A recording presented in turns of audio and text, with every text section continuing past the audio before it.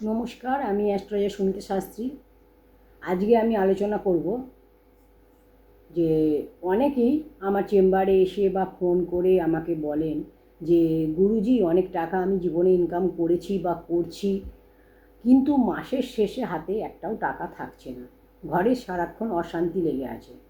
আমার এই দীর্ঘ 27 বছরের জ্যোতিষ জীবনের অভিজ্ঞতা থেকে আমি বলবো যে আপনাদের এমন 3টি অত্যন্ত শক্তিশালী ও পরীক্ষিত টোটকা আজকে আমি এই ভিডিওতে বলবো, যা নিষ্ঠাভাবে যদি আপনারা করেন আপনার ঘরের সমস্ত নেতিবাচক শক্তি দূর হবে এবং মা লক্ষ্মীর কৃপা আসবে। মা লক্ষ্মীর কৃপায় টাকা পয়সার অভাব চিরতরে মিটে যাবে। ভিডিওটি একদম শেষ পর্যন্ত মনোযোগ দিয়ে আপনারা দেখুন, কারণ শেষ টোটকাটি সবচেয়ে গুরুত্বপূর্ণ হতে চলেছে। প্রথম যে উপায়টি আমি আপনাদের বলবো সেটি হলো আর্থিক অনটন কাটানোর জন্য একটি সবচেয়ে গুরুত্বপূর্ণ টোটকা। এটি আপনাকে করতে হবে যে কোনো মঙ্গলবার বা শনিবার রাতে ঘুমানোর আগে। আপনার ঘরের উত্তর বা উত্তর পূর্ব কোণে একটি মাটির প্রদীপ বা পাত্রে সামান্য কর্পূর এবং তার সাথে 2টো লবঙ্গ জ্বালিয়ে দিতে হবে। জ্যোতিষশাস্ত্রে কর্পূরকে অত্যন্ত পবিত্র মনে করা হয়, যা নেতিবাচক শক্তিকে নিমেষে ধ্বংস করে। এই কর্পূরের ধোঁয়া যখন আপনার পুরো ঘরে ছড়াবে তখন ঘরের বাস্তুদোষ কেটে যাবে এবং আটকে থাকা অর্থ বা পাওনা টাকা ফিরে আসার রাস্তা খুলে যাবে। আমার বহু ভক্ত এই উপায়টি করে হাতে নাতে ফল পেয়েছেন, তাই আমি আজকে আপনাদের সাথে এই উপায়টি শেয়ার করলাম। আপনারা করে দেখুন, আপনারাও হাতে নাতে ফল পাবেন। টোটকা একদম কাজ করে।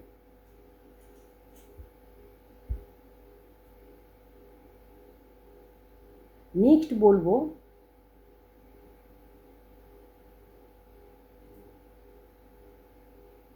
এবার বলবো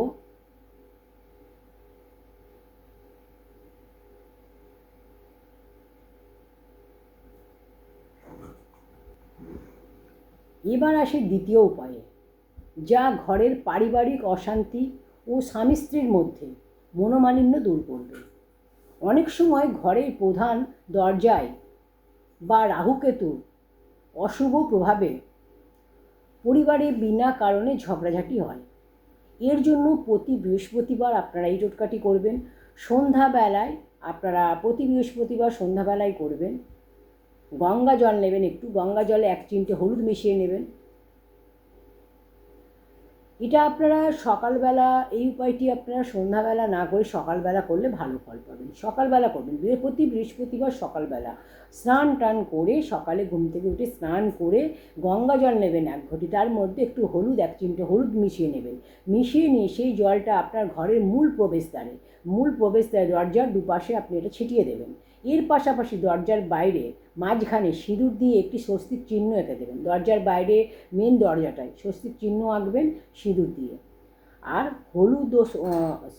হলুদ ও স্বস্তিক চিহ্ন স্বয়ং দেবগুরু বৃহস্পতির হচ্ছে, বৃহস্পতি ও গণেশজির হচ্ছে প্রতীক চিহ্ন। তো আপনারা সেই হলুদ আর হচ্ছে সিঁদুর দিয়ে স্বস্তিক চিহ্নটা দরজার বাইরে দরজাতে আঁকবেন, ঠিক আছে?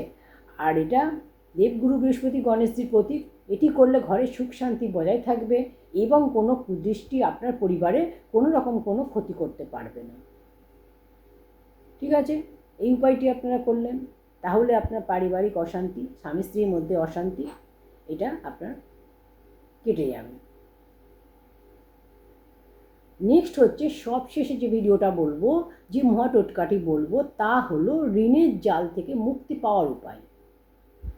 এটা হচ্ছে, যদি আপনার মাথায় ঋণের বোঝা চেপে থাকে তবে প্রতি মঙ্গলবার হনুমানজির মন্দিরে আপনি যান বা ঘরে হনুমানজির ছবির সামনে একটি চামেলির তেলের প্রদীপ জ্বালান। চামেলির তেল দিয়ে প্রদীপ জ্বালান এবং হনুমান চালিসা পাঠ করুন। এর সাথে খুব সামান্য যেটা করতে হবে, একটু গুড় দেবেন, একটু ছাতু দেবেন। গুড়, ছাতু, ছোলা এগুলো কোনো দরিদ্র মানুষকে দান করুন আপনার সামর্থ্য অনুযায়ী।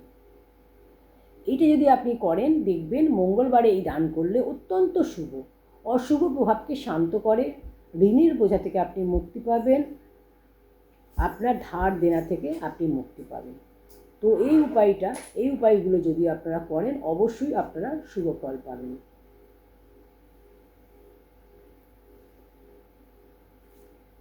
এই 3টে উপায় যদি আপনারা করেন অবশ্যই শুভ ফল পাবেন। তো আপনাদের যাদের যা সমস্যা রয়েছে সেই মতো আপনারা উপায় 3টে ফলো করুন। আর এই ধরনের ভিডিও দেখতে বা এই ধরনের সমস্যার সমাধান পেতে অবশ্যই আপনারা আমার পেজটা ফলো করুন।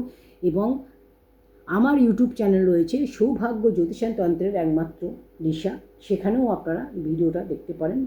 বা যদি ফেসবুক থেকে দেখেন তাহলে অবশ্যই চ্যানেলটা ফলো করে দেবেন, পেজটা ফলো করে দেবেন। ইউটিউব থেকে দেখলে অবশ্যই চ্যানেলটা সাবস্ক্রাইব করে পাশে থাকা বেল আইকনটি প্রেস করে দেবেন। ভিডিওতে একটু লাইক করবেন, ভিডিওটা শেয়ার করে অন্যদের দেখার সুযোগ করে দেবেন। আর যারা চাইছেন যে নিজেদের হরস্কোপ বিচার করতে চাইছেন, চেম্বার রয়েছে শ্রীরামপুরে, বালিতে। আপনারা ফোন করে বুকিং করে নিন, বুকিং করে তারপরে আপনারা যোগাযোগ করুন। অবশ্যই আপনার সম্পূর্ণ হরস্কোপ বিচার করা হবে এবং সঠিক প্রতিকার দেওয়া হবে। যদি আপনারা অনলাইনে করতে চান তো অনলাইনে বাড়িতে বসে আপনি নিজের ভাগ্য জানতে পারেন। তার জন্য অবশ্যই আপনাকে ফোন করে বুকিং করতে হবে। বুকিং করে নিজের জন্মছক জানতে পারবেন এবং যে কোনো সমস্যার রেমেডি দেওয়া হয়। তো যোগাযোগ করে নেবেন যে কোনো সমস্যার জন্য। আজকের মতো এই শেষ, এখানেই ভিডিওটি শেষ করছি। ধন্যবাদ সকলকে।